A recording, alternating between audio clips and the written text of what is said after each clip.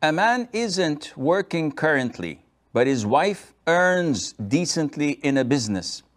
She spends a third of what she earns on family, a third she keeps in savings, and the remaining third she gives to her parents. Her husband objects to it and asks her to stop sponsoring her parents as they're not needy and keep the remaining third also in savings. He told her it is his right to channel her spending. She denies it and asks for evidence. They are from India. This is a frequently asked question. And through my humble experience, whenever issues over money arise, this usually does not end well. Whenever there is a dispute over wealth, over property, over spending, this means that the relationship between the spouses is not positive. And the vast majority of such problems come when the wife is working and she's earning, and sometimes she earns more than the man.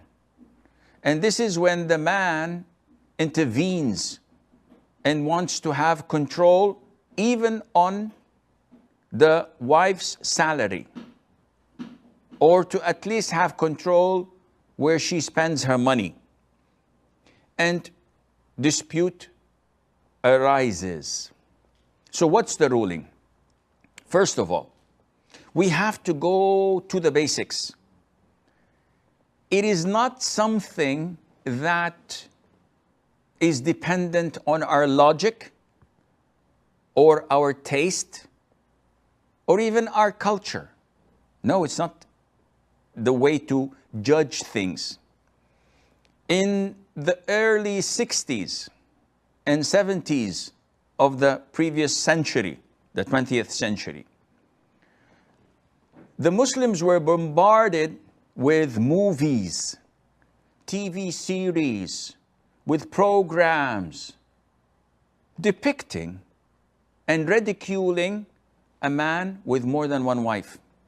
So what is called polygamy, or having more than one wife, was fiercely fought and attacked.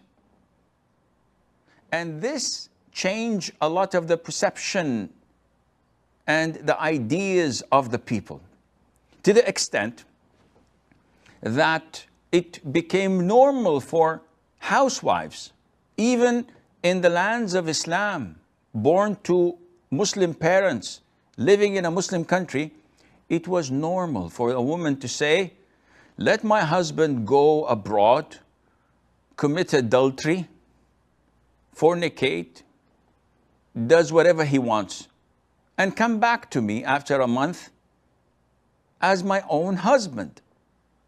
And this is better for me, she says, than him taking a wife in halal, where she would be a co-wife to me.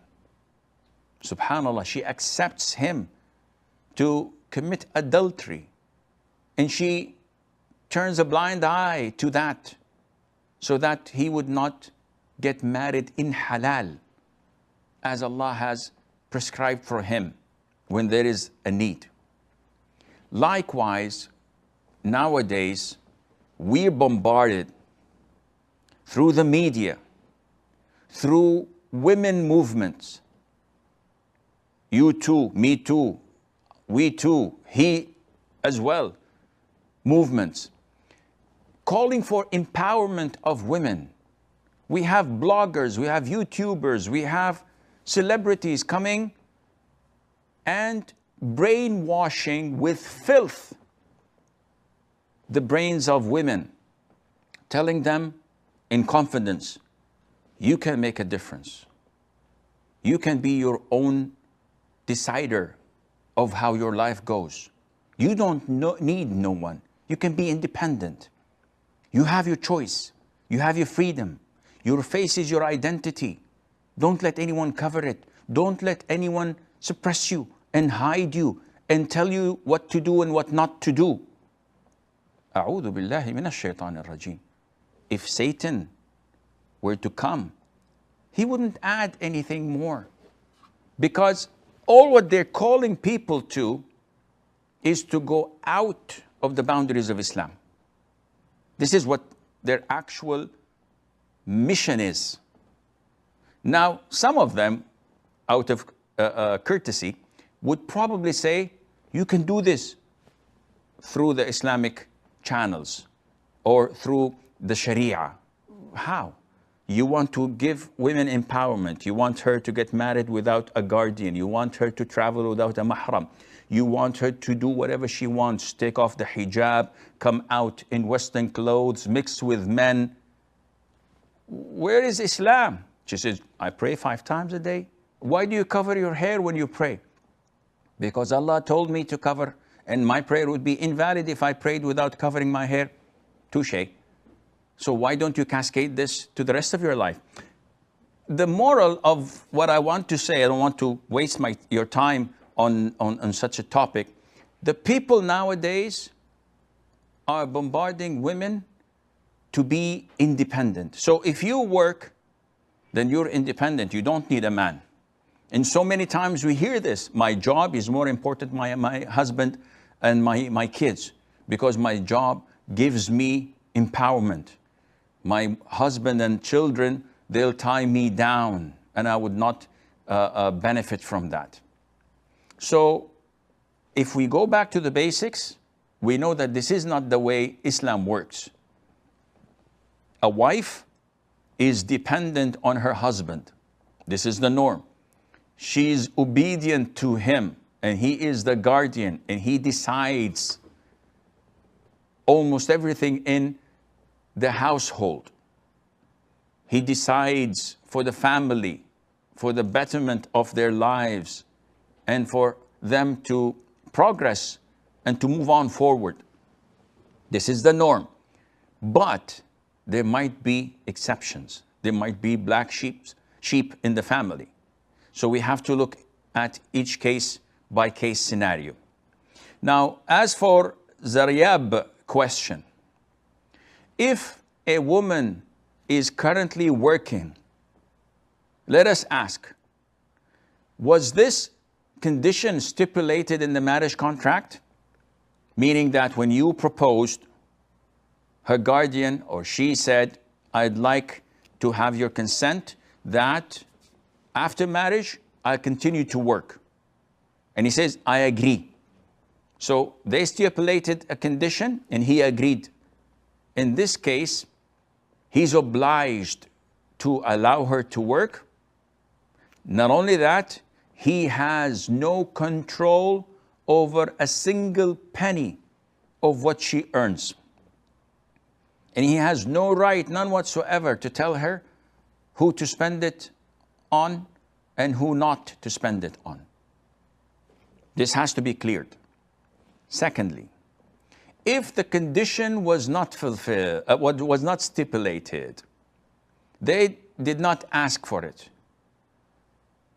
Though she was working, but when they made the marriage contract, they did not stipulate this condition. After marriage, it is the right of the husband to decide whether to allow her to work or not to work. Why? Because this is the meaning of the constitution of marriage, that the wife stays home and the husband works and provides. Simple as that. Now, if he allows her to work, this is his decision. And by allowing her, he would compromise some of his rights. Because instead of her being home 24/7, taking care of his house and of his children, of him, he is losing like 10 hours a day for her to work. Here, it is something that they must reach a mutual agreement. So the husband in such a situation has the right to say, I don't want you to work. and it's a must that she obeys him. Or he says, I allow you to work, but you have to compensate me by paying, for example, for the driver or for the maid who's working instead of you, cooking and cleaning, or to give me like 25% of your salary. This is what they agree upon. It's a business transaction. The wife has all the right to say, this is not fair. You're not a man to ask such thing from your wife. I'm quitting. This is her God-given right. She quits, she sits home, it's his job. But does life go on like this? Either my way or the highway? It doesn't. Basically speaking, I do not approve of men taking anything from their women. I do not consider a man to be a proper real man when he stretches his hand begging his wife for allowance or for her to buy the food. If he's stone broke, he should act like someone who's stone broke rather than being arrogant and insisting on this and that as if she's obliged to work. She's not obliged to work. And at the same time, I'm addressing this to the wife. You have to be wise. So you have to balance things up. First of all, every single penny that you pay for the household, for the food, for the rent, for the electricity, the utilities, Allah will reward you for this if you anticipate the reward from Allah Azza wa Jal. Because it's not your obligation. You're not forced to do this. Even if you are rich, it is not your responsibility to spend a dime on yourself, on your children, or on the house. This is his duty and obligation. If he's jobless, tough luck. My money is my money. He has to manage. So if you are giving a helping hand, may Allah reward you. This is good. Now, if he says that you must not pay 1/3 of your salary or income to your parents, I think that this is a bit stupid, with all due respect. Yani, he doesn't work. He doesn't provide. And he wants to be treated as a man at the end of the day. And Simon says, don't do this. Simon says, do that. This is pathetic. This guy is out of his mind. So, as a woman, I am addressing your diplomacy and intellect. Don't go down to his level. Don't share with him any of your expenses. Beware of having a mutual bank account. This is one of the wrong places to be in. Your income, your money, your wealth, keep it in your savings, your own bank account. Nobody knows about it. His savings and money, nobody knows about it. It's his.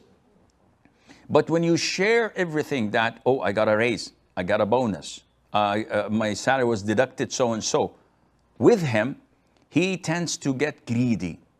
So you have to separate these things. And don't tell him whether you gave your mom or your parents something or not. This is not his responsibility. May Allah reward you for spending 1/3 of your income over the house when he's jobless, but you have to reach a compromise with him. You have to reach a mutual understanding that, listen, yani, let's be realistic. You cannot beg and at the same time set conditions. So I give €1 to this beggar and he says, what would I do with €1? I can't buy a pack of cigarettes. At least give me 10. I look at him, what is this? When you're begging, you're having the lower hand. So whatever comes, you say, Alhamdulillah, praise Allah, and move on. Not to put such conditions. But at the end of the day, Islamically, we judge it upon whether the condition to work was stipulated in the contract or not. If not, then you have to reach a mutual understanding, compromise, and try to find a solution out. And remember that you're setting a target, and that is to preserve your marriage and your family. If you go down the road of checking every single penny you paid and where he placed it, and he's holding you accountable, and he is doing the record books behind you, then this marriage is not